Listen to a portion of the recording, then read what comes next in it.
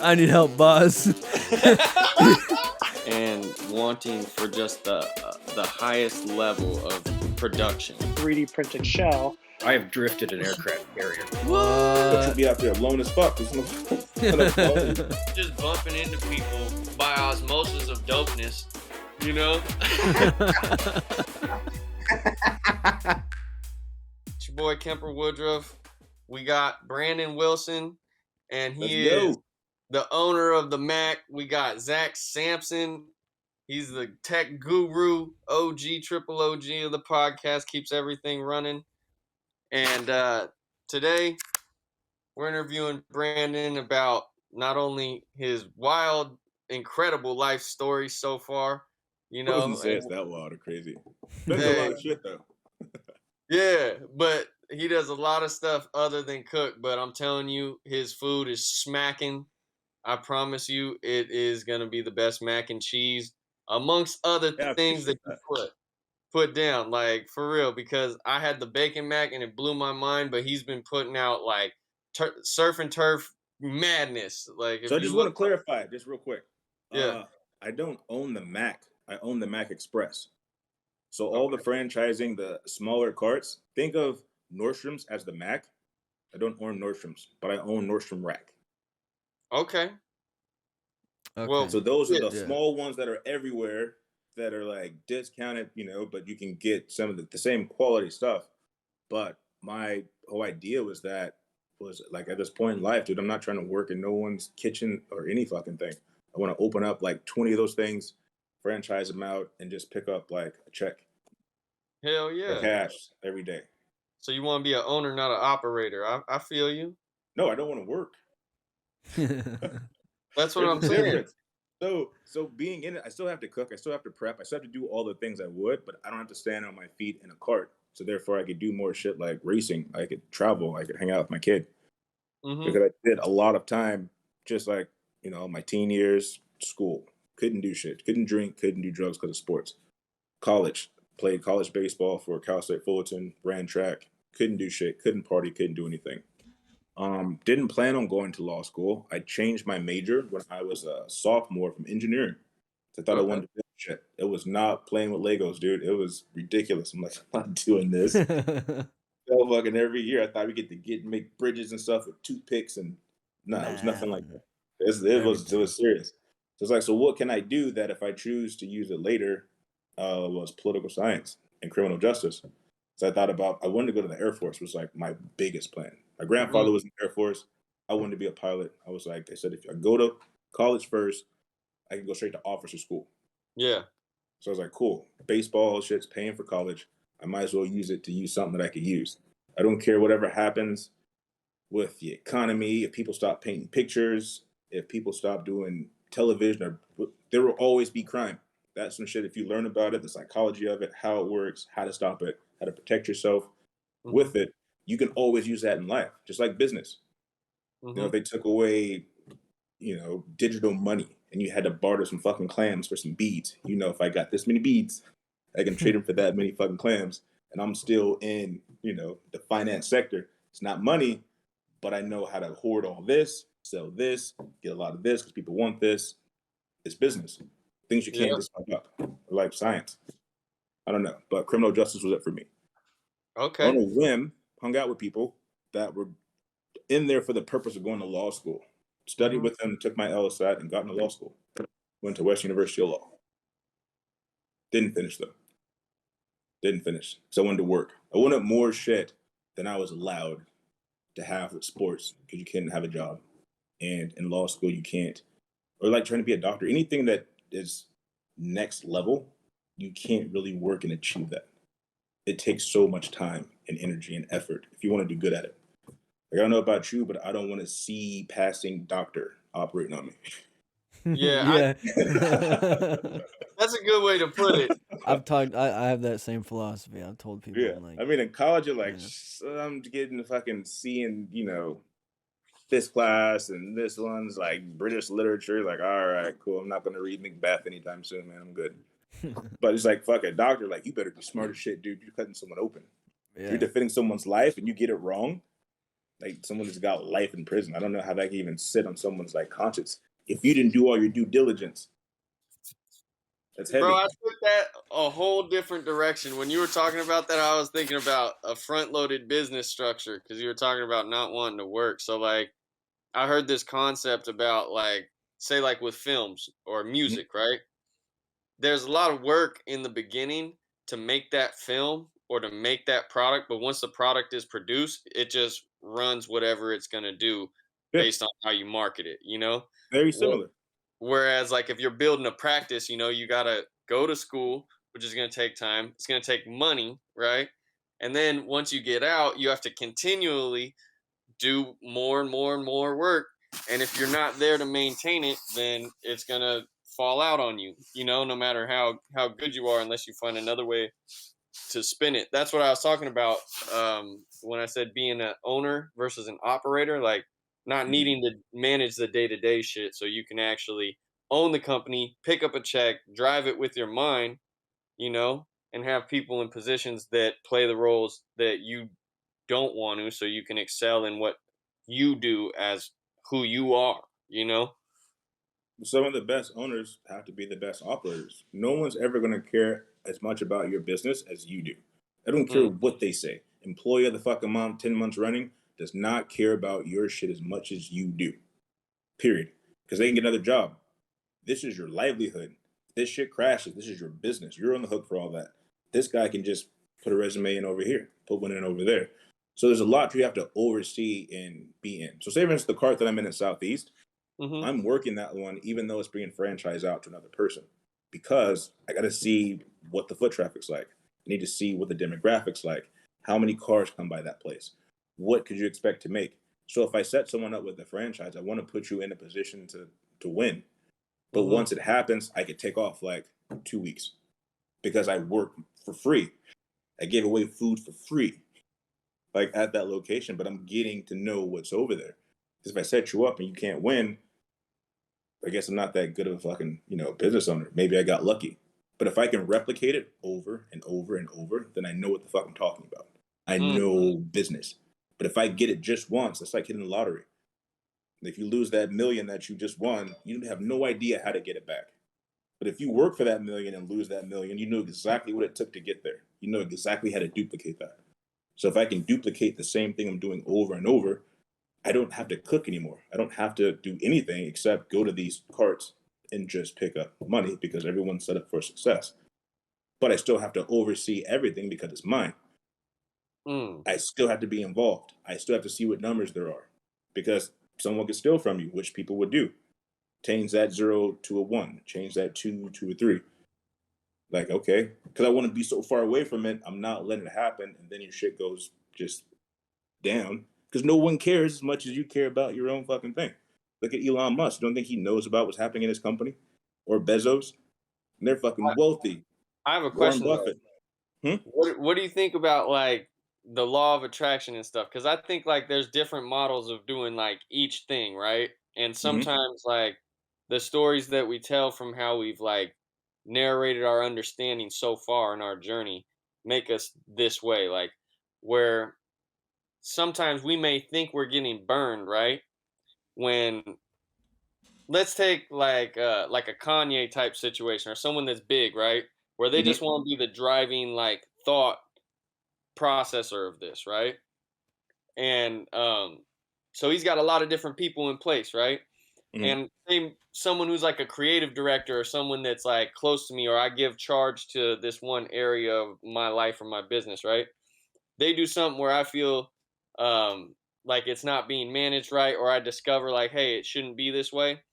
So, but rather than looking at it like a conflict, like, oh, this person fucked me and it's like I can't get it back, like that person in the analogy about winning the lottery.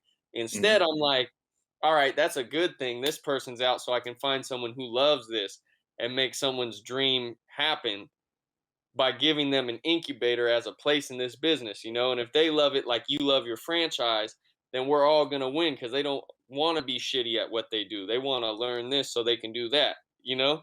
Hmm. Like, have you ever gone down that thought pathway or whatever? Because I guess that's how I'm looking at it is like, Well, One thing, my grandmother, who I think was my biggest role model just in life, Mm-hmm. she was one of the first college grads in our family. Mind you, she was like born in the 40s. I'm Okay. 37, right? Worked for Lockheed, worked for Boeing, came in Okay. there, she came out to California, and they opened up a hair product company. And they sold that and then bought up a lot of property itself. So they left LA and then bought, like, I want to say like a cul-de-sac of houses, how you would in like city like Bend, like it's a fucking country club. It sits on a golf course with like a lake and shit. So my grandmother Mm-hmm. had 14 brothers and sisters, so she was the matriarch. So wherever Yeah. she went, everyone fucking followed. They followed her lead. Mm-hmm. When she told me, like, even when I was younger, she was like, men lie, women lie, and numbers don't. You can't trust someone to do something that you would do. You can trust them to be themselves. Say I have an amazing employee, the fastest, Mm. hardest working employee, right, on the team. But I know that if I don't check in with him every 2 hours, he's going to take 15 smoke breaks. So his production will go down if no one checks in on him. I could not reap the benefits of his excellent like employee path by allowing him to take those 15 smoke breaks. But if I know to get the most out of him, I need to check on those fucking smoke breaks. You're going to trust him to be him, but you don't have to get rid of him. He can still be close. If you have 6 roommates and you know when your roommates, someone's going to eat your shit in the fucking refrigerator, right? You're like, dude, he pays his rent on time, he's clean, but if I leave my fucking sandwich in there, he's going to eat the sandwich and lie to me. So instead of losing a good roommate, don't put the fucking sandwich in there. Don't even give them the opportunity to mess that up. So someone's going to tell you to your face, dude, I'm good in sales, I'm doing this, and you follow a track record, the numbers will show if you're really that fucking good. If you're in basketball, how many shots do you make? If you're in baseball, how many hits do you have? Everything can be tracked down to a quantity. You know, you made the first couple of times, you might be nervous. You're going to have those errors, you know, you're going to have those moments. But if you're consistently failing at the number portion of it, I don't care what you say to my face, the numbers say completely different. If someone like Kanye, you can say, you're crazy as shit, you're this and this and this. He's like, but I don't fucking lose. Look at all my albums, look at my clothing brand. Anything you can say, I'm crazy, I'm this, I'm this, I'm this, but the shit that I chose to do and put my energy into, it succeeded. Mm-hmm. And you're gonna get rid of people around you because people are gonna fucking fluff you. People are gonna see where you're going up to and want to be a part of it, but they don't want the work part. And I get that a lot. They'll see like my Instagram and see like, oh, you got the cars and you're traveling and all this other shit. How can I get down with the Mac? How can I do this? Well, motherfucker, you need to first work at the Mac. Go take a pay cut and work there. Learn the process, learn the food, learn everything. Oh, I don't want to do that. I just want to be an owner. Well, go make your own shit then. Get some recipes, buy a restaurant, and then fucking sell it. Mm-hmm. But they don't. So obviously you didn't want it that bad then, did you? But people that have Chick-fil-A's or like a Dutch Bros, they have to work in those fucking things for so long before they can even buy their own. They don't care how much money you have. You can't just go and buy a Dutch Bros. You can't just go open a Chick-fil-A like you could at McDonald's. Damn, I didn't know that. Yeah. I You did not can't. know that they required you to work there. You have to work there. And they only will promote from within. So if you walked up to Dutch Bros, like, I want to open up 5 Dutch Bros, coffee place, like drive through. I don't know if they have them where he's at. But it's a coffee stand that just do high volume coffee sales, energy drinks, and all this other shit. A lot of those places won't allow you to just go buy one. You have to work there. Fucking Chick-fil-A, you have to go from the bottom up. That's why there's not very many of them. But look at every line when you go to a fucking Chick-fil-A. There's a reason. They're on every corner like McDonald's. You ever see that shit except after midnight with a line? Go to Chick-fil-A any time of the day. That shit's never barren. So you take Bro, you just blew my fucking mind. You take your model, and if you can replicate it over with the same precision, that's how you become a Chick-fil-A. You're just big as shit. You're like, we're selling fucking fried chicken. Like literally, we're selling just fried chicken and fucking bread. No gourmet, nothing. But so this came from Grandma Game, and I'm really interested to hear what Zack has to say about this because he's definitely the more analytical of the two. Mm-hmm. or I'm kind of like going bananas on concepts. You know what I mean? So Zach, before I fire off another question. What was your take on that? I And if you mean, don't got one, that's cool too. But yeah, it obviously works, right? Um, I think it's a really good way to make sure that the people that you're getting uh, to own these different parts of the franchise, they really care about what it is that you're doing too.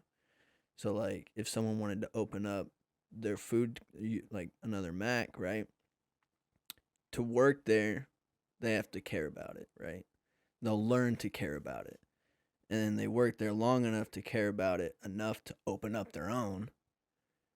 That's important to you because that shows that they cared about it enough for long enough.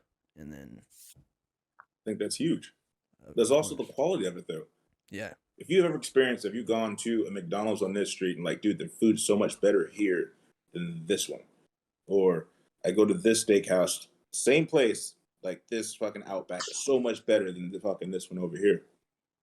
It's because anyone with money can open them. So it means the quality and control and who you hire, it depends on whoever fucking opened that fucking franchise.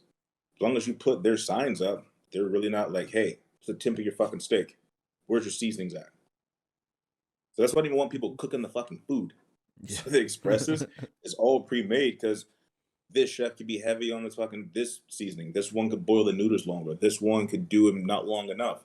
So you have all these different places, and no one goes to that one because this dude doesn't care enough. But this so one fucking does. are these things that you're like when you're giving those examples of like the tempo on the steak and like boiling the noodles and things like that, like are these things that you're really like super, I don't want to say like OCD but perfectionist about? Because like Mhm. the Mac PDX page, right? You did all the cooking for all those photos, right? No. Mm-mm. No, There's okay. me and my partner. I said the Augustus family. So I said the Augustus family owns the Mac. Okay. And the head guy, AD, is like a brother to me. But Mhm. his attention to detail and my attention to detail together make it like that.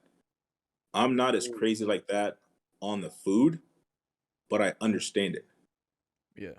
right? okay. Because I've experienced it. And when you put it in that perspective, like, yes, I know I've been to that McDonald's where the fries are fucking cold as shit all the time. Or that Taco Bell is fucking disgusting, but that one's good. This dude Mhm. opened a Burgerville window with the wife beater on. I'm like, dude, where's your fucking shirt at? This is real life. This is what happened in the fucking Scappoose. I went to the Scappoose fucking Burgerville. The dude had a wife beater on. I was like, Do you not have a work Bro. shirt? Where's it at, bro? but if you care that much about it, I mean, that's how you duplicate your stuff. Like a lot of my influence comes from Japanese. To be honest with you, a Mm, lot of Japanese friends and racing and driving forever, and going to Japan a couple times a year. Their attention to detail is fucking second to none. Just buying a mm, used car, like when I brought my Chaser or my Integra or Skyline or something over, their used decent shape is like America's fucking showroom ready because they're on top of their maintenance, they're on top of their paint, they're on top of all this. The Toyota model was one of the biggest ones. I learned that in fucking college. Just not because I went to Toyota, but because they brought it in as an example of running a corporation. Like mm, we have a 15-minute span where they stretch and exercise. They do motivational shit. Happy employees make happy product and all this mhm. whole spill. And they compared it to different ones here in America. And you're like, dude, that's why they were one of the number one for so long in selling Yeah. cars because their shit ran all the time. No one ever says, dude, that Toyota runs like a piece of shit unless someone fucked it up. But you Yeah. put, dude, Tacoma will last 400,000 miles. That Corolla would drive 500,000. No one's saying that about a fucking Ford Taurus.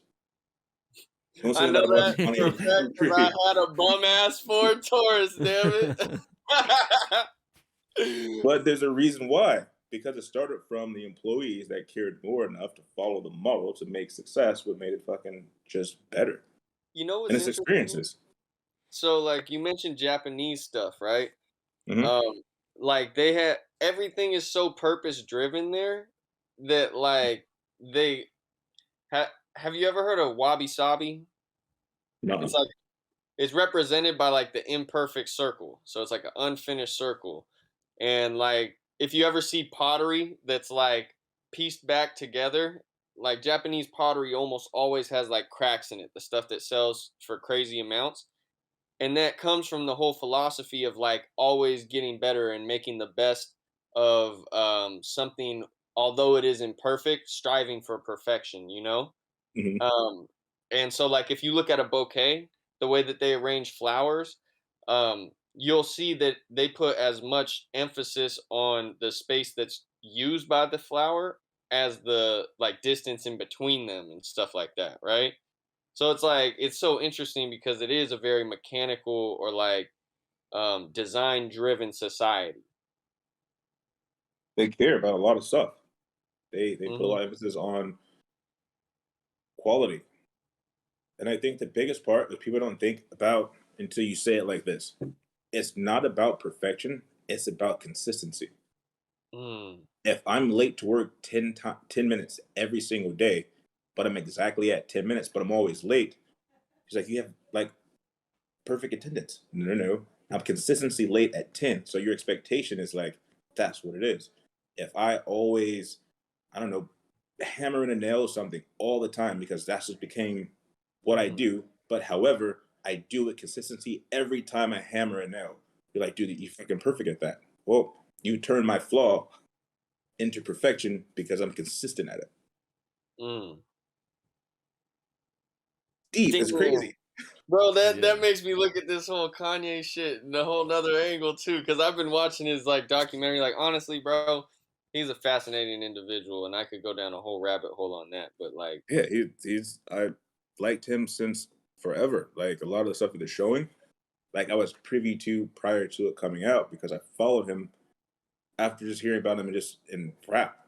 So before you're hmm still underground, you're still approachable. You can still talk to people. He's been in LA plenty of times at hmm college and parties. Like I would see him and stuff, or in Hollywood, but it's all right there. You know, and they talked about his attitude, like, dude, he's so arrogant. He's this and this and this.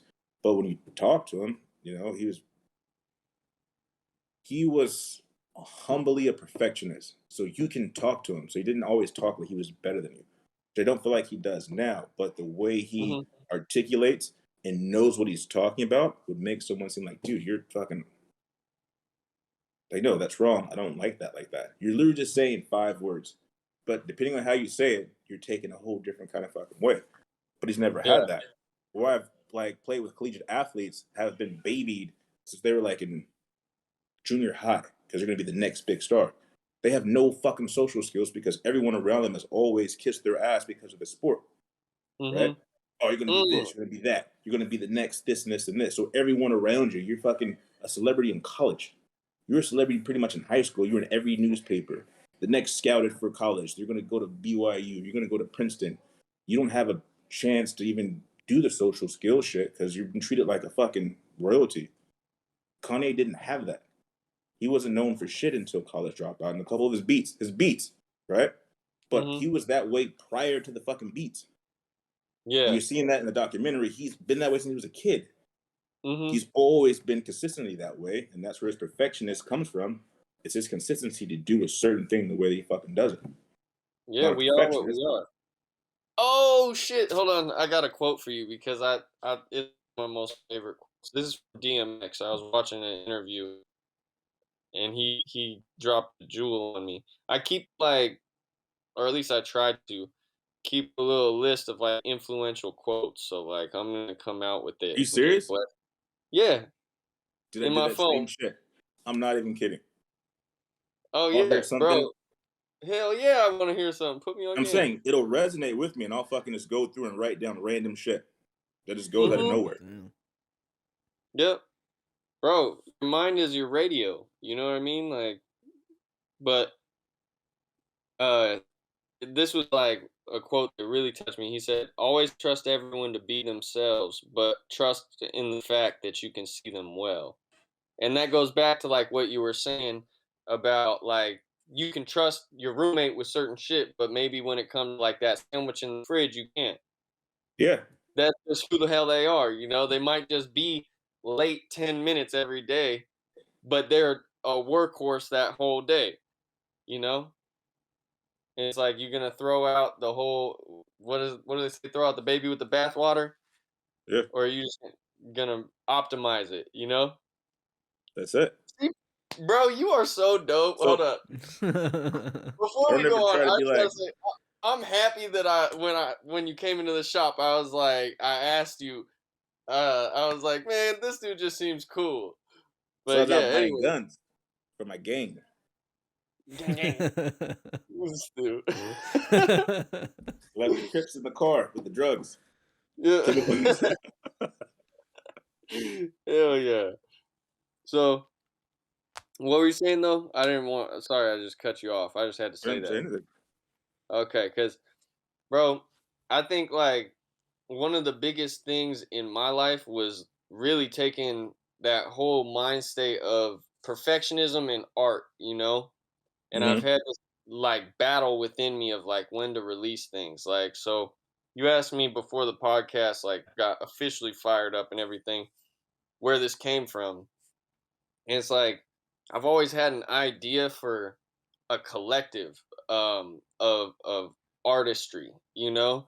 And I looked at the way that the industry moves and how it's not in support of the people, you know, because it's so dissociated from its from independence, you know. Which industry?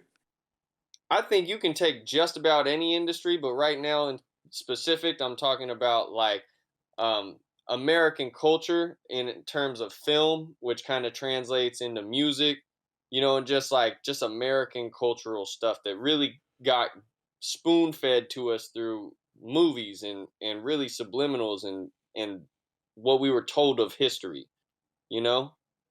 Like I look at what's going on in the world right now and people talk about the importance of guns, and I believe that there's an importance of the world to have guns and people's ability to have the right to defend themselves, you know.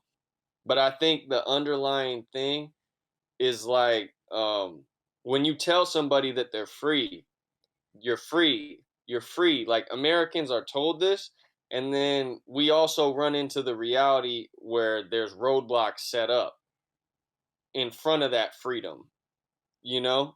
It's like you're free to go so far, and I think when we look at politics on like a other country level and you start seeing people go up into like, was it Syria where they like went up in and took over the like capital and shit, like drug the like head I think it whatever, was like their Libya. president out. I think it was Where Libya. was it?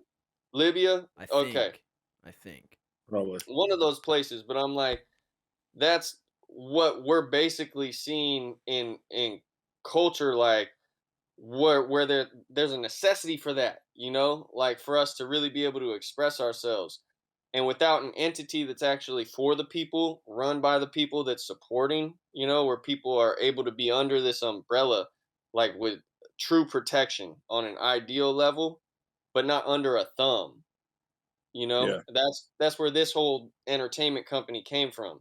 Like wonderful entertainment is an acronym for we. Like this is about us. And so this podcast is like the first avenue that I had to be able to take people that I find are amazing people, you know, that like I said in my last podcast, I'm drawn to people by osmosis of dopeness, because for real, like I just gravitate to cool people, and like I swear I God just gives me the ability to, like, when I connect with somebody, I'm like, yo, that's this person needs a platform, like run it, you know? Something. Yeah. Put it out there.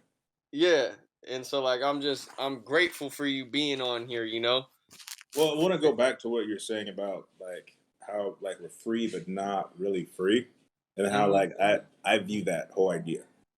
So we're free to pretty much do what we want to do. When I put it that way, I'm saying like there's people like in the Ozarks and there's people like in Alaska. They're like just gonna fuck with that. Like you're doing your own shit. If you want to produce your own food, do your own whatever the case may be, you have the freedom to do that, and you cannot be limited to where some countries you can't even own like a home, you can't even own like land or property. Like we're not even letting you. Yeah. But when you want to be in someone's city and do whatever you want, You can't because it's not your city. Like, if you live in LA, you're gonna play by LA rules. If you want to live in Seattle, you're gonna play by Seattle rules. If you go out in the middle of fucking nowhere and start your own shit, you literally can create your own laws. It's your fucking place to be. Does that make sense? You can be the governor, the mayor, the president of whatever the fuck you want to do and do exactly what you want to when you want to. But when you're in, like, if I go in your house, I can't do the shit that I do in my house with at least out your permission or be in fear of being kicked out of your fucking house. Like, dude, you just piss on my sink? At my house, I do it. Get the fuck out of here. What are you doing? Right?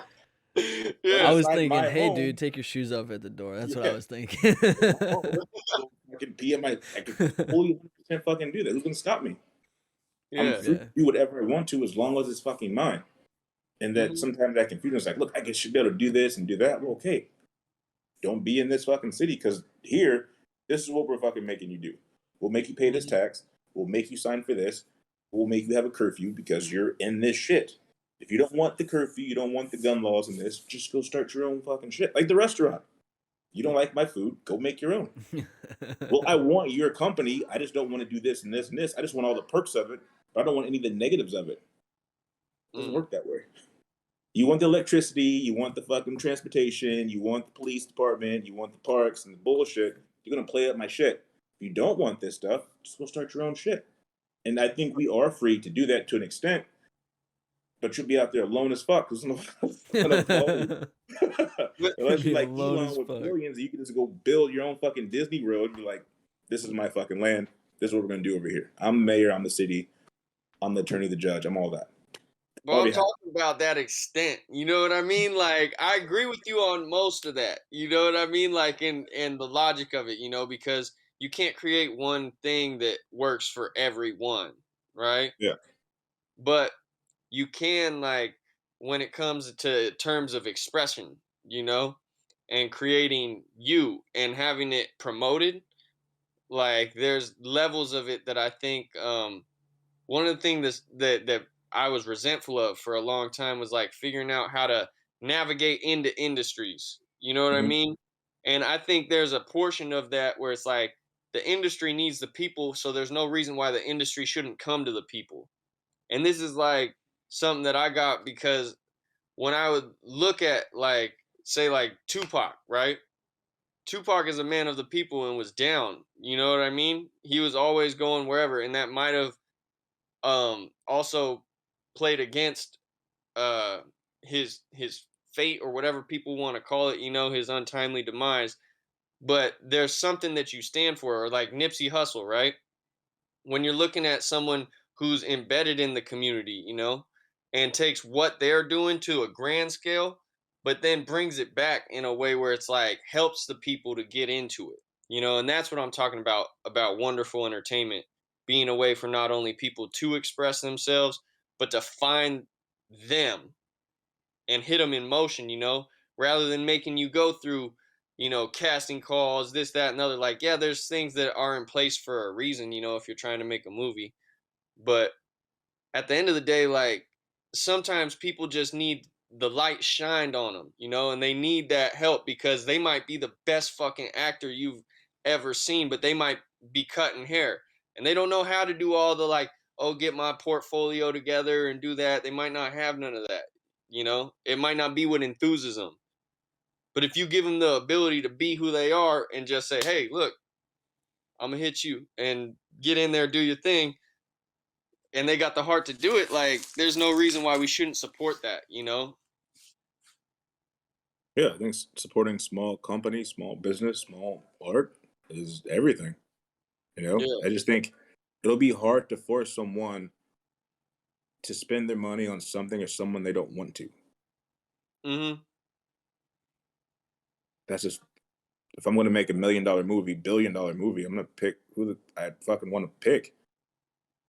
And Yeah. if you don't, you do your thing like you Puff Daddy did, or Jay-Z did, or what is that dude that dresses up like a woman? Medea. I can't think of his name right now.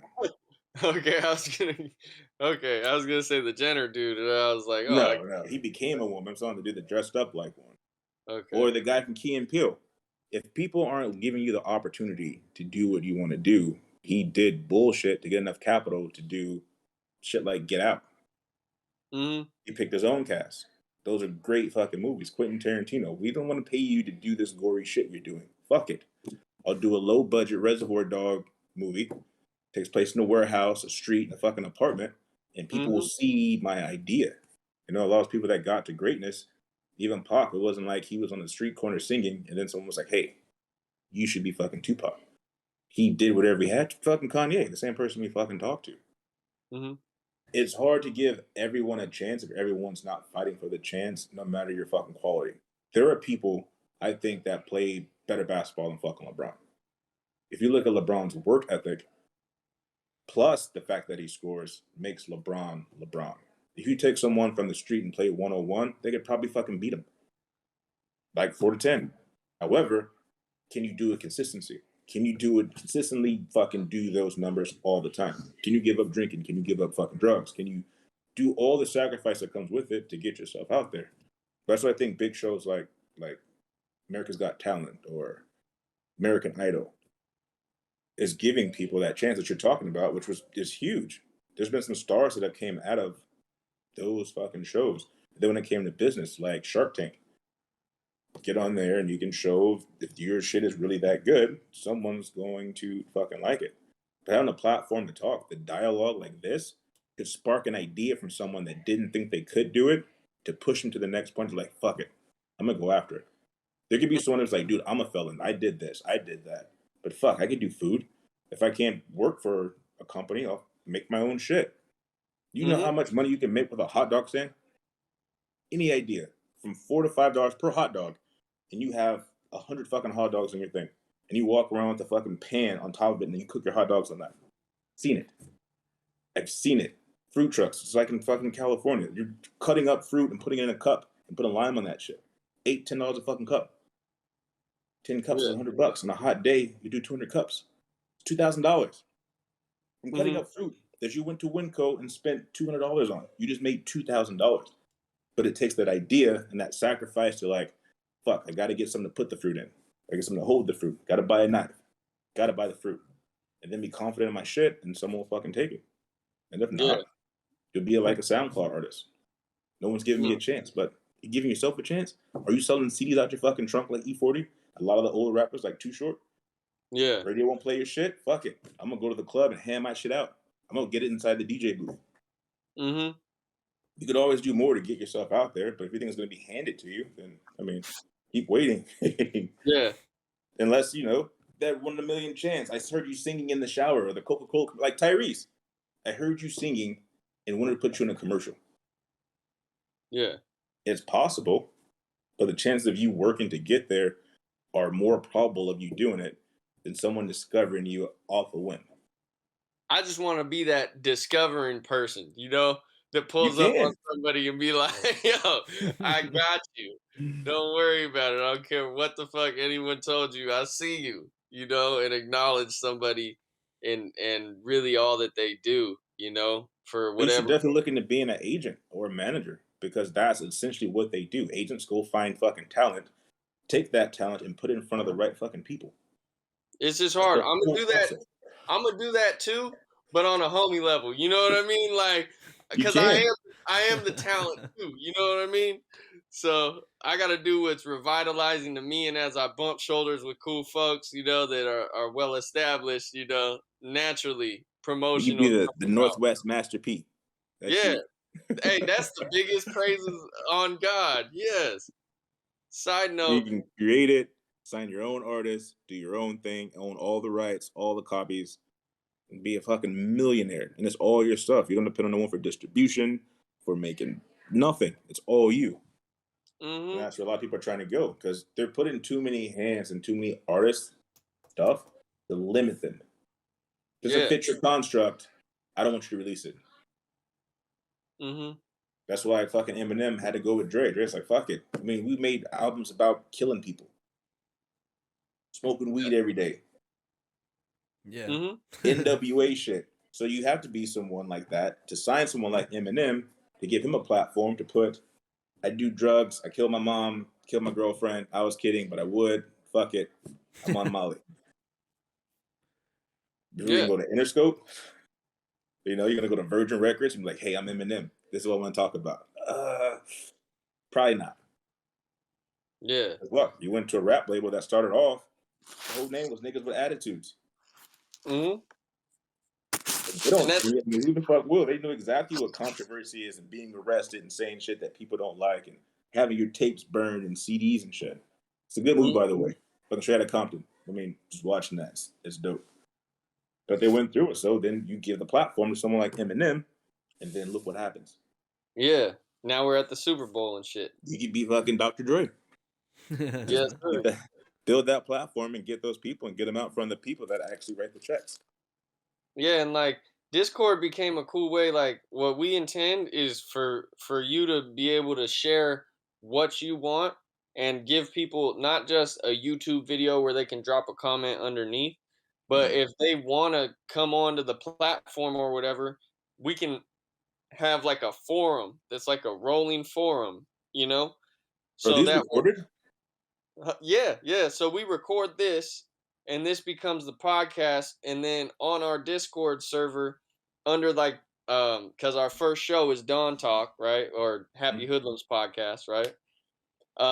We post like a little synopsis on what the last video was about, what the last talk was about, and different points within it. So then the people that would just comment and the people that do follow can have their own discussions amongst each other, so it's not just us. So that spark can also meet people in motion that are also on that same wavelength, watching those same videos into something that's somewhat similar, you know? Do these go on YouTube?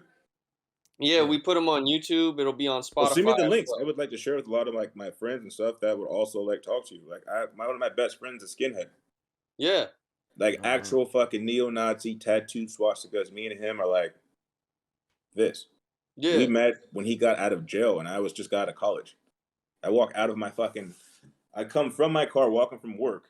I had like it was an apartment complex, 2-story, and it had like a center like plaza, right? And you had to walk up the stairs at some point and then walk around the top. Like an old Motel 6 to get to your fucking room.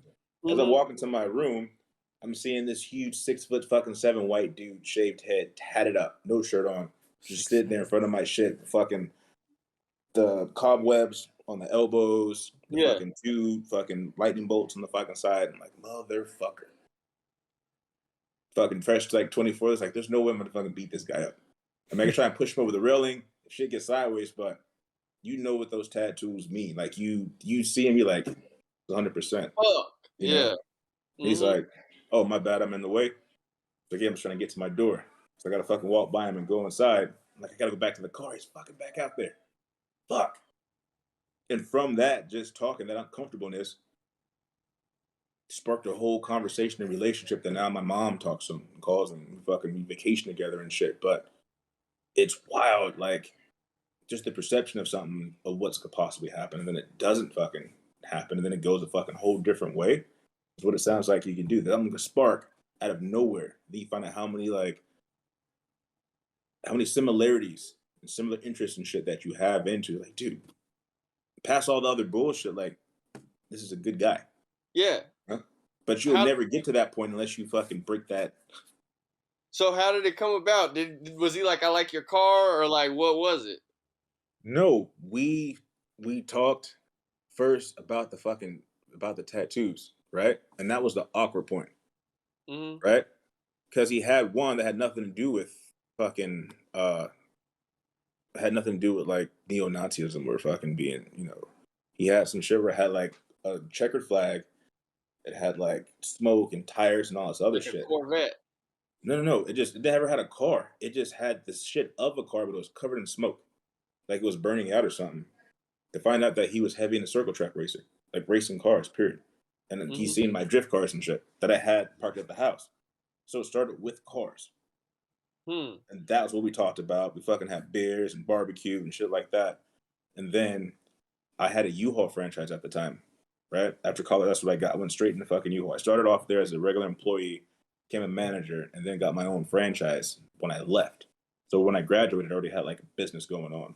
I hired him, and that's when our friendship really went to another place because like no one would give me a fucking chance because of my tattoos and this and all this other shit. It's like I don't care.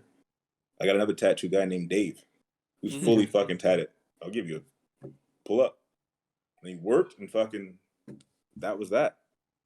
It went on for years. Still to this day, we still talk. He's now in Idaho in another game, I think, but he has a pressure washing business, so he's doing well. He's got a new bike. We talk a lot. His That's brother, what's up. they're all crazy and shit. But that initial meeting was like the perception of it. Cause I came home in my U-Haul uniform, like I had my fucking shirt. It was brown, it's fucking button up to the top, fucking U-Haul hat on, the fucking brown pants. You see this big motherfucker just sitting outside your fucking house smoking a cigarette. Fucking shit, dude. Yeah. You know, because you think of all the movies and tell you, oh, they're gonna jump you. He probably has boots on with white laces and stomp. Like all this shit's going through my head. Just trying to get home from work. Huntington Beach is notoriously racist, dude. So it's such a huge concentration of skinhead neo-Nazi shit out there. From there all the way up to fucking Long Beach. It's like the movie never knew fucking that shit. American History X. That's all taking place in that shit. Yeah. Oh, it's fucking massive, dude. There be fights all the time. All the time down at Huntington Beach. Damn. So I was like, fuck, I'm ready for this. Usually I'll be like with more friends. But I'm just like on my way home, just by myself. Yeah. Like, fuck. We went to a place off Main Street in Huntington Beach, and this kid was getting picked on by like football team guy. Like, I don't know if he's a football, he was a big dude with other dudes. And he was like hitting on his girlfriend, the guy was little. And he fucking like slapped the little dude up. And then this guy who I walked up with ran up and took on like 5 of them. One of them grabbed a fucking golf club, swung it, and chipped his tooth. But he still has a fucking chipped tooth. He never fucking fixed it.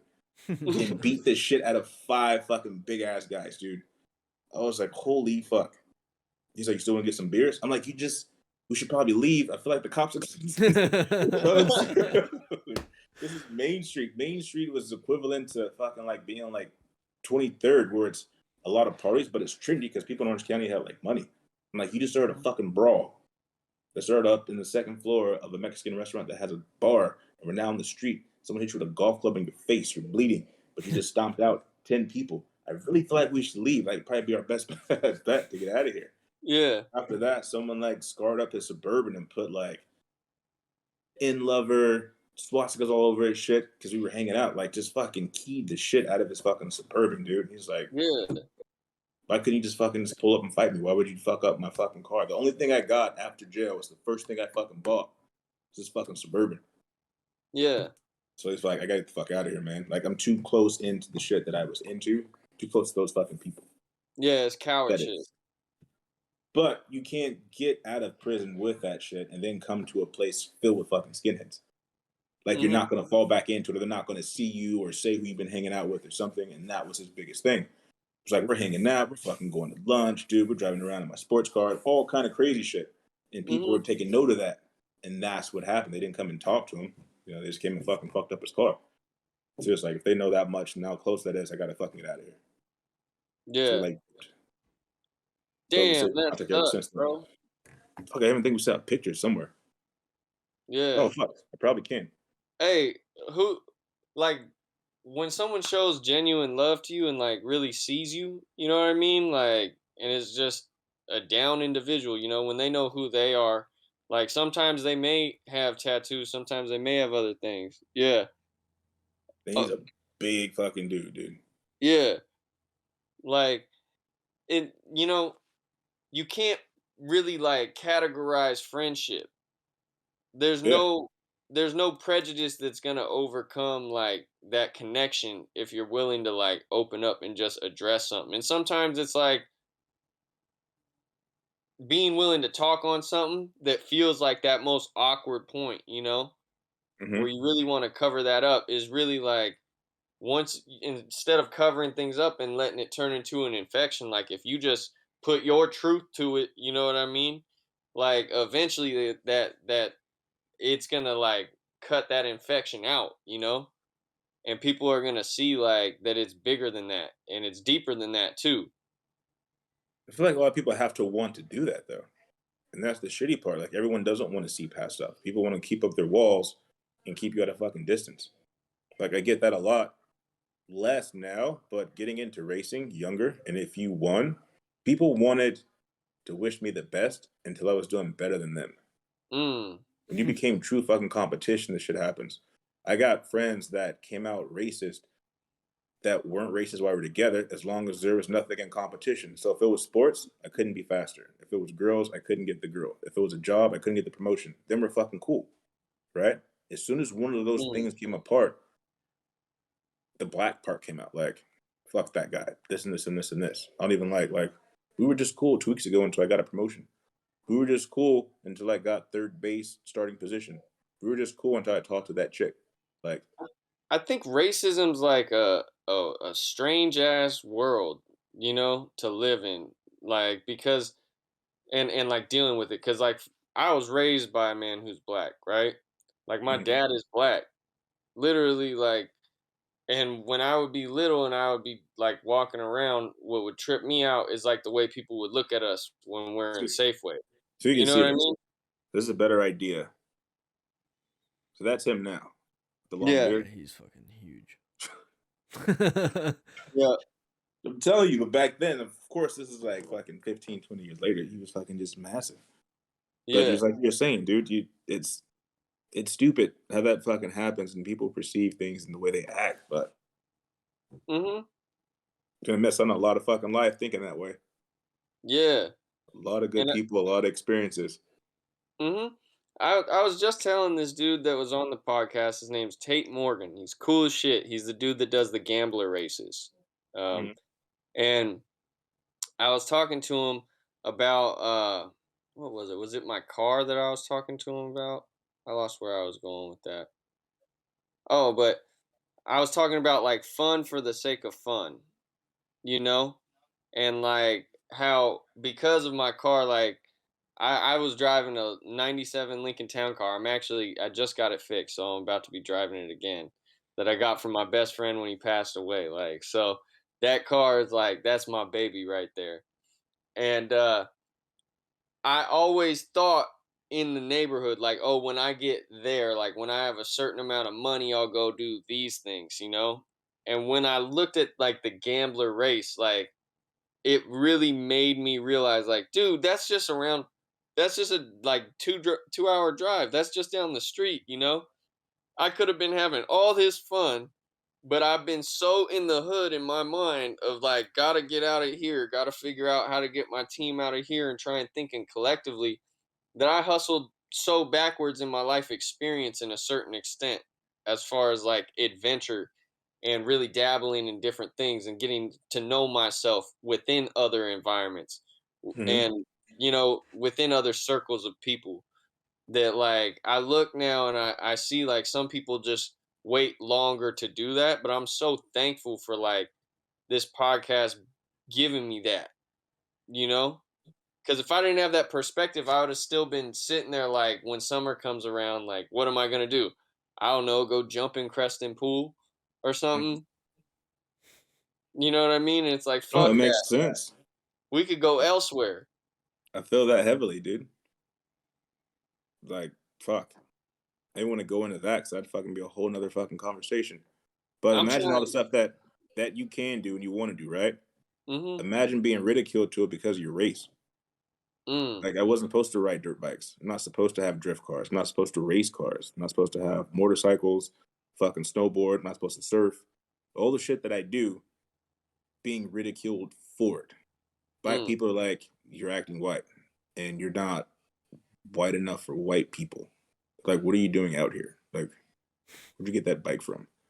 So you're Yeah. like, you're fucked this way because now you're being a white guy, and then this way you're not white. Like, where are your friends at? Like, you're out here by yourself with no group, like surfing, or you're out here fucking snowboarding because you just want to fucking go, or you want to go drifting, so you just go buy a car and start racing and teaching yourself to drive. Then when you Mm-hmm. get good at it, you'll meet people because people are cool as shit, but just that initial That. venturing out, there's no one pulling me to come do this, right?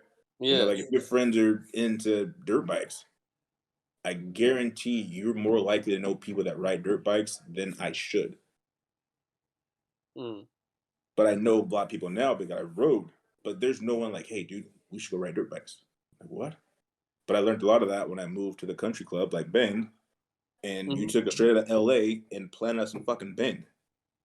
Mm-hmm. The fuck is Zack doing? What is Zack? Let's do those. Why can't we get those bikes? They got a boat. We should fucking get a boat. Let's water ski. Hey, we're Yeah. going snowboarding. Let's go fucking snowboarding. So we did all that shit. So it started with Mm-hmm. NWA and ended up with Metallica. So it was like, fuck, dude, you got a mixture of both. And with Yeah. that, and that's just family shit. Because we didn't have people teaching us to do it, so we just did it ourselves. But I, appreciate my folks having enough resources to give us those options to do it by the choices they made in their lives growing up.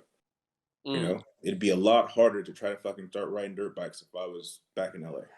A lot Yeah. harder to get out of fucking Inglewood to go snowboarding. Mm-hmm. Happened to be put into a place that the shit was seen. I could see it. There's no fucking dirt tracks in fucking Western LA. There's no mountain right next to us. All Yeah. you would see is city, more city, and the beach. That's it. Yeah. We had BMX bikes and shit, but no one was fucking mountain biking. You know, I think what's so interesting is that like what you and many other people experience, I think everybody experiences racism but differently. You know what I mean? Mm-hmm. And I think really what we're talking about is like cultural shit, you know? And when prejudice gets into your mind, right? Cuz a motherfucker can be prejudiced and not be racist, you Yeah. know? I look at prejudice as data, right? Like and what you've encountered to a certain extent. Like there's shit where like yeah you're gonna go into something and it's like no that's racist. I don't want to sound like I'm defending racism in any way, but I'm just saying like if we were looking at um what's a good example of this like purple dogs, right? If there was like every time you went around purple dogs and you were a yellow dog, the purple dogs bit you. You know what I mean? And anyone can assign that experience to a situation in their life, you know? Yeah. You don't even Like have to get bit. Someone could tell you about someone else getting bit. And then you it, make that experience your experience, although you've never experienced it. yeah, like I think that's what's fucking us up is there's an attachment to our prejudices and our exposure to culture and our lack of exposure to different aspects of different cultures, you know? Yeah. And I think until we actually start breaking down those barriers by being open to experience, by being open to engage in things, you know, that might take us a little out of our comfort zone where you might be like, oh shit, at first. But then you find out, nah, not only are you super into this thing, but this thing that you're into is actually something that's super beneficial for you. It's almost like even activities that you might not engage in wind up being something that's down for you. Like you just fit it. You fit the Yeah. culture. It changes your whole experience of life, you know? The connections that you make, everything, you know? You just need that opportunity. I mean, that's why they make so many big deals about blacks being a first in something. Tennis, Mhm. golf, Formula One, motocross with Bubba Stewart. You got Bubba Mhm. Wallace in NASCAR. It's so out of the fucking realm for what you'd expect. I can say it. These people to fucking do that it feels like miraculous. Like they're just doing more human shit. They just exposed to the same shit that this white guy was exposed to. It wasn't because they were Mhm. black or this, they're better or faster. He probably worked harder because he had more shit against him compared to someone that always had it, never had to fucking work to prove them fucking self. They did it because Mhm. it was fun. But now this Yeah. person that's fucking like, I will not. This is my one chance. I'm not gonna fuck it up. So I'm gonna work extra hard to be extra good at it. And it's like, oh well, you're this, or you can't be faster than this, and you're like, what? I work harder than you to get faster. It fucking is not some God given natural thing that just didn't happen. This was like sprinting, but I guarantee I probably ran more than you fucking did. Muscles develop different. I don't fucking know. But it was expected for any athletic sport, football or basketball or fucking, track and field. But you got to these other sports, it's so mind blowing. Like, you can drive a car that fast? It's like, what the fuck? It's like you just taught my fucking St. Bernard to get in the driver's seat. I'm a fucking person just like you. How come I can't fucking drive a car like you can drive one? Why can't I hit a tennis ball like you can have one? I don't need an Yeah. accolade because as soon as you put a big emphasis on, oh, just because they're black, it's like you take away their fucking hard work. Yeah. Like, And you're you like, know, I'll show you something that bothers the fuck out of me, and I'm gonna just See, I can't help but bring things back to like God because of my experience. But you know what pisses me off? When people tell me that I got black Jesus when I just got Jesus. I didn't get a version of Jesus, bro. I can't really see it. Oh man, you can't see it. People be telling me I got the Colin Kaepernick. Oh, because the No. afro. Yeah. But like I don't like when people tell me like, "Oh, you got like a version of something." You know what I mean? Like, nah, that's just Jesus. You know what I mean? And you weren't alive to see Jesus, and neither was I. You know what I mean? And in the Bible, it sounds to me like Jesus is black. He came from Africa. I don't know any white, I've never, blue-eyed, blonde-haired people in Africa. Like in that yeah, time, I mean, it's possible, but it's highly unlikely. Maybe they're albino. but I say this to like, for instance, they say hair like wool, that's an afro, and they say skin of bronze, right? That ain't white. And Maybe he so, was a bodybuilder. Maybe he had Hawaiian Tropic, rub on tan, yeah, as he had but a show coming up. but to me, it's like Gotta get the don't add definition. an extra something to what's going on. You know, like some things just are what they are. You know, They've been and feeding us so much shit like that. This was not to cut you off or anything. That people start building their own idea of what something looks like that was never there, and it's mm, wild. Like, fuck, I didn't want to go on this tangent, but like dinosaurs. How do we know they fucking had like scaly skin? You didn't touch your skin. Dude, you're getting Like down this they're like a road, fucking but rabbit, right? If you took a yeah, rabbit skeleton and looked at it and put it into dinosaurs, you're like, dude, that thing is ferocious. Look at the teeth of this. It's a fucking yeah, bunny dude. rabbit. yeah, How do we fucking know? We're just making it up. So Tyrannosaurus Rex, everyone was lizards. It was all fucking lizards. Some had fur. It's like, well, where the fuck's the fur? Where is anything? Well, we don't know. We just think this is what it can be. But these people mm-hmm, that thought this were like from the 20s, the 1880s, mm-hmm, 1800s that found bones and shit and be like, this is what a dinosaur must look like. How? Say it, it, same thing, Jesus. yeah, He had to be this with long hair, and every actor that played it is someone's portraying. And I was like, that had to have been Jesus. Like, who knows? mm-hmm, What if he was Mexican? We don't fucking know. Or whatever yeah, we want him to be. He could have been a woman. Someone didn't like the fucking story, so they changed it. Like we don't want a black James Bond, so fuck it. We'll make him this guy. We don't want the yeah, guy that was in like Asgard to be black. Why would you guys cast this black guy? There was no fucking black guy in Asgard. Motherfucker, where's Asgard? Show me on the map. Google Maps, Asgard. Okay, now yeah, where's the population? It's a made up place. Yeah. Just believe mm-hmm, whatever you fucking want to believe. yeah. And like one of the things that I took when I went into college that really was what shaped a lot of my like understanding I of gotta pull this in real quick. This is dying. okay. Can you hear me though? Yeah. All right. So one of the things that shaped my understanding of culture outside of my experience, because I feel like I've experienced culture in way different ways than a lot of people. You know what I mean? Um, but when I took American film history, I felt like I learned the history of America that America didn't want to tell us when we were going to school. You Yeah. know, That's and how it is.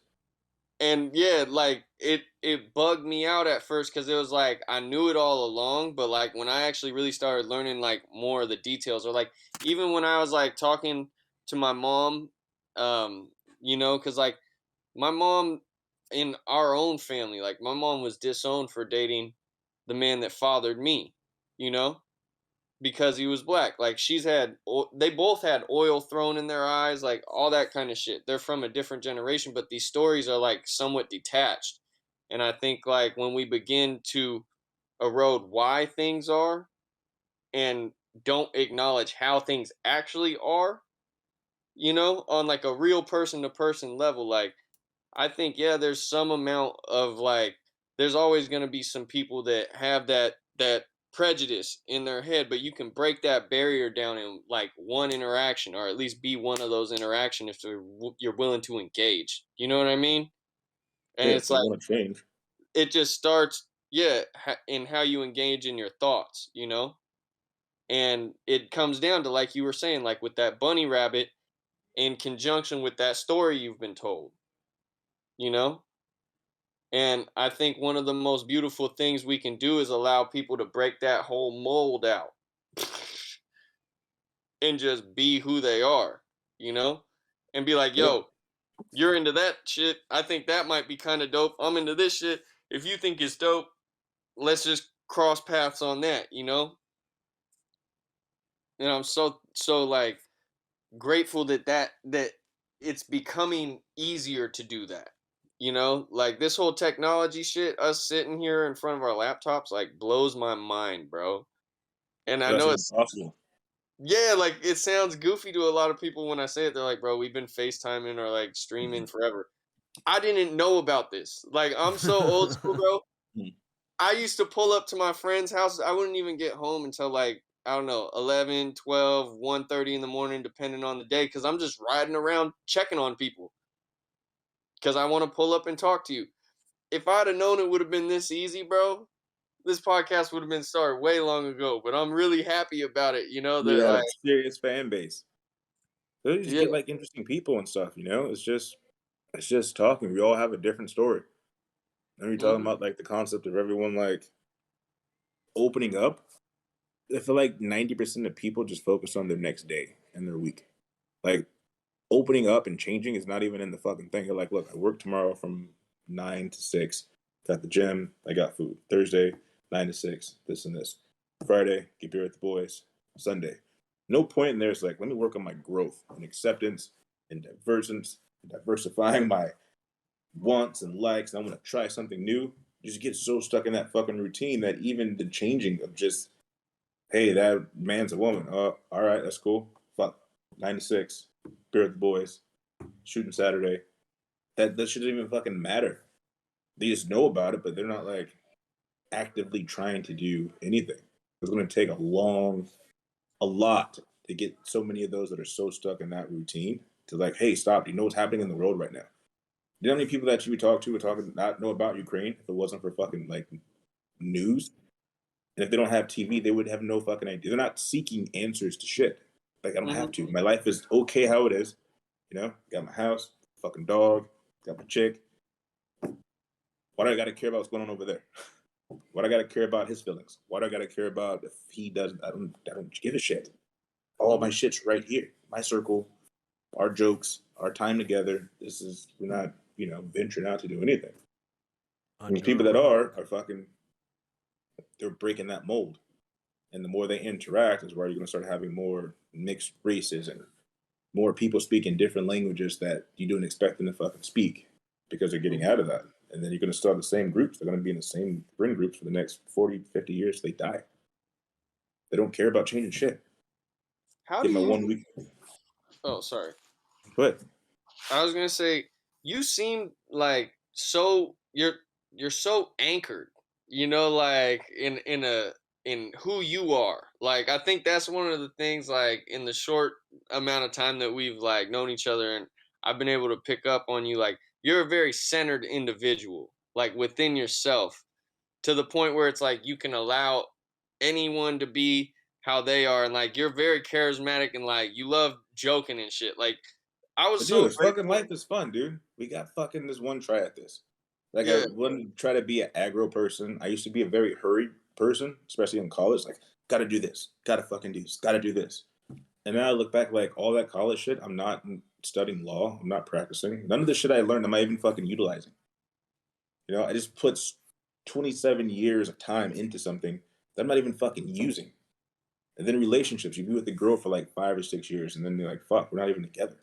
Like she was just my whole life last year. This year, we don't even fucking talk. You Mm. gotta be careful with that shit because you can't get that fucking time back. Like I'm not even angry anymore. Like it takes a lot. Like I'll still fuck you up, but I won't be mad doing it. Like I'm just like, you should have learned your lesson, but now I gotta beat you up. But I'm not mad Mm. about it. I'm not angry. I'm not overly excited. I'm just fucking enjoying all this and taking it all in. And I'm not afraid to fail because I failed. When you take away someone's everything and they fucking get it back, you're not shaking them. You're not shaking Mm. shit. They're not worried about nothing. You take my house right now, I'll get another one. The Mac fucking shuts down, I'll do another business. So I'm not worried anymore. Like nothing kind of phases you. I don't think that comes with like age. But it wasn't always like that. It took a series of wins and losses and wins and losses to get to that point. Like when I lost like my freedom, I lost my house because of my fucking credit. I didn't pay the fucking thing. I couldn't get a job. Like all this shit happened where it was like ground zero. And then my grandmother died, which was my rock. So my daughter's like named after her. So to go back to zero, like a 500 fucking beacon with no money in the account, to having multiple businesses now. Like I have my consulting firm, I have my clothing company, like BLAC. Like this is my shit. Hell Oh, we yeah. also got bumper stickers, but it's racing. Just having that name is Brandon, so it's like, fuck it, Hell on yeah. out. And shirts, fucking hats, like all kind of stuff, dude. Hell yeah. But it's just ideas, and then you just fucking go after it. So like now I'm just like I'm chill all the time, not even fucking smoke weed, but I feel like I'm like high on something.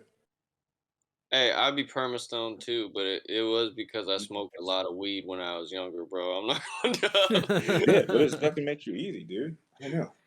But There's no one no, thing about it, but it wasn't always like this. but I don't want to shy away from the fact that you just dropped mad jewels on me, bro. Like this is why I enjoy so much. Like it's so crazy. I'll explain it in the way that I look at my yoga stuff, right? To me, yoga is different than the gym ever was or any kind of other activity that I did because it wasn't about just what I get from it. It was all based on the relationship of what I give to it, I receive from it, you know? The more that I give of my intention to this practice and like my energy and where I'm coming from, the more it gives to me in revelations and in relaxation through my actual physical body in my like mind and harmony with like recalibrating my spirit to myself, you know?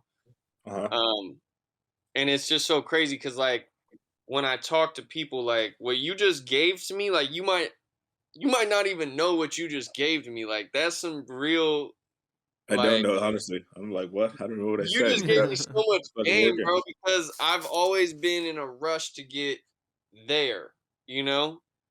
And it's something that like in my life I've always had to dial it back and become present. And like just by you acknowledging what you go through, like it's crazy because you were like describing a lot of like what I've felt, you know, Yeah. and shit that I'm actually going through right now. And like, Because you miss so much of it, dude. You miss so fucking much by this rush, but it's only you putting that time constraint on you. Like mm, leaving my job was huge. I worked in finance. I was a finance director for car auto group and then for BMW.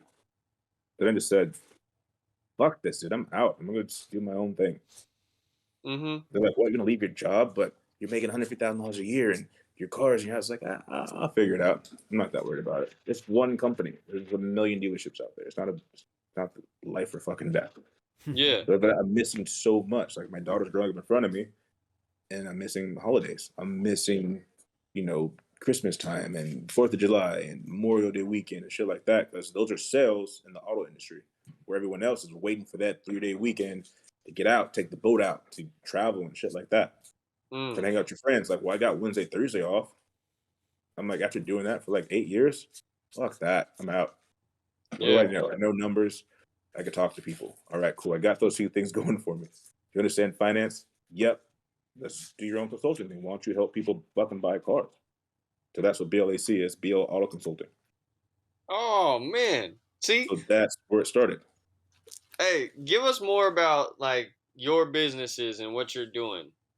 Well, that's what started it, was BL Auto Consulting. I was like, but it happened during COVID because they furloughed us for like fucking 4 months. They paid us to stay home, but after getting used to that and like we're talking every day and we're hanging out and doing follow, I'm like, I'm not going back to do 10, 12 hours a day to do someone else's fucking dream. Yeah, If I make them $500,000 this month, I'm going to get paid 15. Math on that's kind of shitty, yeah, Yeah. right? Not selling 500 grand worth of cars, but literally making 500 grand yeah, between finance and markups and all kind of, you're making that much money and you'll kick me down a couple. Like that's shit. I can do that without doing anything.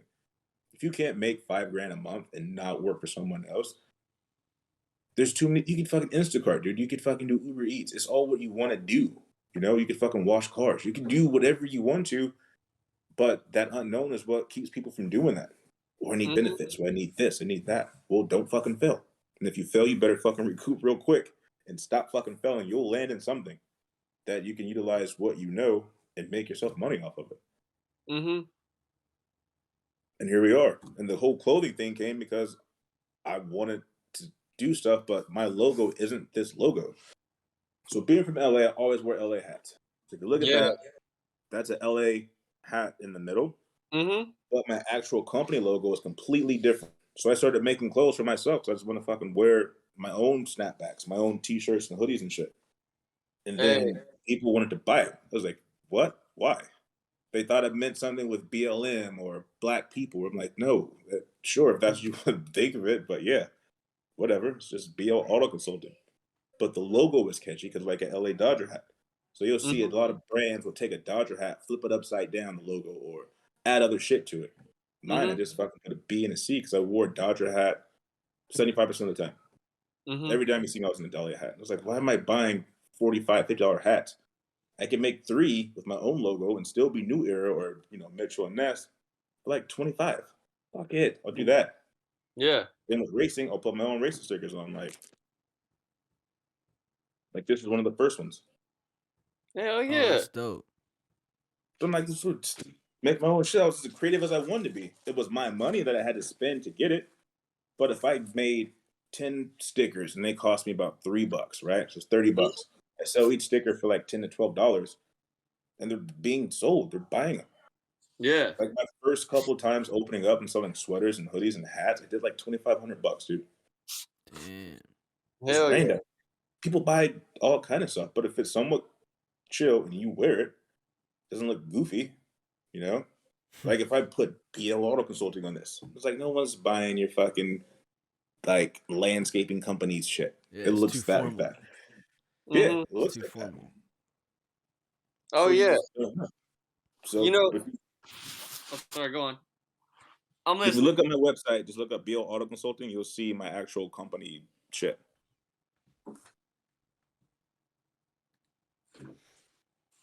You're gonna have to text us some links so that way we can put them underneath. But like I was talking with Zack, and we just happened to be talking on the phone one day, and I was like, man, this is some shit that came from COVID too.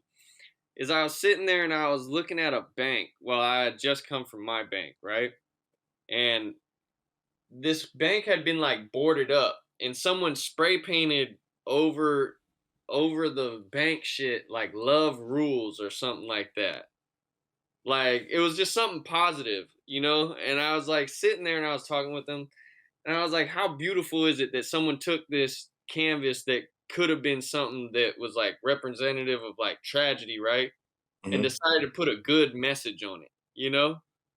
And I was like, the world just needs more fucking happy hoodlums, bro. And he was like, happy hoodlums?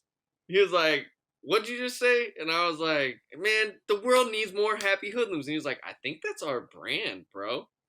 And Yeah. like, what came of it is shit like these anorak, they're black on black camo with the happy hoodlums logo on it. Dude, that's fucking dope. I Yeah, would purchase that because it's not over the top and it's simple. And because it's old English, it rings a bell to me. yeah. Like a lot of my stuff started selling because I would go to events. Like this weekend, I'm doing Pat's Acres, What's and that? it's a track right here in Canby. Oh, okay. So I'll be drifting, and I'll wear my own clothes. And a Mm-hmm. lot of the stuff in person, people are like, dude, I'll take like 4 of those. Like, let me get that hat or that suit. It's like I kind of made it just so I could wear it. I never made it to sell it, but sure, like Mm-hmm. that would look fucking dope. Like I would rock that. Hell Like you yeah. would put that on someone's car and they would see it like Happy Hoodlums. It sounds fucking sick. That's like Yeah. a fucking drift team name, Happy Hoodlums. Hey, But it's bro. little things like you got that shit's tight. I like it. Thank you, bro. It was funny because it really was like I thought I'd failed at doing clothing when I was young because I had gotten hit by a truck like back when I was like a senior in high school, or I had just left high school, right? And I took the little bit of money that I had and I started making hats and selling them in the dispensary that I worked at. But I ran out of like that enthusiasm. I think I was just like too young. I didn't feel right pushing my line because I kind of made it just so I could make something. And I knew I was like, I need to have this business, but it was that hurried mind state. Like, I gotta make it. I gotta make something out of it. And that pressure just like, it defeated the fun, you know? Or It it doesn't robbed me. come fast enough. Yeah. That's I what was fucks just, you all up. Results. Think about people that diet and hit weights. I've been in the gym all fucking week, but don't have abs. Like, all right, buddy. It's gonna take a little time, man. It doesn't happen that quick. You haven't yeah. gained no weight. I got no mass. Oh, the people that you're seeing on Instagram, it's not the fucking shake they drink. Promise you. That Hmm. motherfucker's in the gym all the time, getting to that point. Hmm. So if you got that dedication, you got the time, play the long game, you'll fucking have it. Then once Yeah. you have it, you knew what it take to get it, so you don't think it's a quick, easy fucking way to do it. Like the lottery. If you Yeah. got buff and were fucking jacked and then got fat, you knew what it took to fucking get jacked again. So you're like, I'll lose it if I want to. Because I knew what it took there. You go get some Hmm. fucking lipo and some fucking ab injections and shit. You're like, you have no idea what it takes to get that body. When you get fat again, what you're going Yeah, to, you just get fat again. yeah, I ain't gonna be fat with abs. Just Yeah, it wouldn't look right, dude. It looked it'll like put one of some the eggs like, under your skin and just pump your belly out. yeah, But you're not dude. afraid of fucking taking a few days off, a fucking couple weeks off when you knew what it took to get there. Yeah. You're just like, fuck, I know the work to take it. It's up to me if I want to reduplicate it or like, fuck, let it ride. I did it, I got it. I fucking took the photo shoot. Now, fuck it. Yeah. Fuck your macros. I'm out. I'm eating Well, all the carbs, all the sugar, well, and bro, drinking alcohol. if you need something like in terms of making a little video, like promo shit for yourself, just let us know. Because we're also an entertainment company as well. You should come out to the track. I'm actually, when I hang out with you, I'm going to go practice for this weekend. So I'm going to go out towards Jansen Beach. There's a lot of factories that have really wide roads and Yeah. parking lots for the trucks, the big rigs. And because they're big rigs, there's no fucking planners or nothing in them because they fucking have to turn and shit. So I'm Yeah. gonna go out there and practice for a couple hours. So yeah, Hell if you got like yeah. a GoPro or video or something, come out and fucking film. Is it Sunday or Saturday? Well, the track is Saturday in Canby. I'm gonna hang up with you and go tonight. I'm gonna go call up some of my friends. We're gonna go meet downtown and then drive out to Jansen Beach and drive for a couple hours. How late are y'all out till? Oh, it depends how long tires last. You want to try and do it while it's raining because you don't burn through them. Trying to take a high gripping rubber on warm asphalt and making it slide tears the shit out of the tires. But when it's wet, it fucking slides forever. You'll need the same speed or nothing. It's supposed to be dry the rest of the week, so if I'm gonna practice, it's gonna be while the ground is still like this. Bruh. All right. All right. So I got to pull up. Jansen If Beach. you want to, I'll take you for a ride along. Bring the camera. I'm gonna All right. meet someone I think at Dig a Pony, but that's when I'm about to eat, so I haven't ate yet. I'm gonna gas up the pacer, Okay. Oh and I'm shit. gonna head out there and see what I can fucking find. And the spot we're going to is going to be out towards Vancouver, but on the 5. Oh, So for okay. me, it's a straight shot up the 5 from where I live. Okay. I Bet. only go out to 7 before. I only go out to Sandy for the food cart. I've never really been down that side of town. I don't even know what the fuck was over there. It's a Don't. white place. There's bad shit that happens over here at night, bro. Yeah, they told me. It's like you're telling someone that grew up in the '80s, fucking LA. It's like, I get it. I get it. Yeah. There were shootings everywhere. People were getting fucking jumped, beat up, school shootings. It was all kind of shit over t-shirt, over fucking colors. Yeah. You know, tennis shoes, fucking murked. People carrying Yeah. guns in school. There was no like metal detectors at our school. There was no fucking real security at the schools because of that shit. Set the tone for what shit is like now. Mm. People are carrying straps to fucking school. Fucking fight. They're shooting people. All right, no more lockers because you guys are holding shit in your lockers.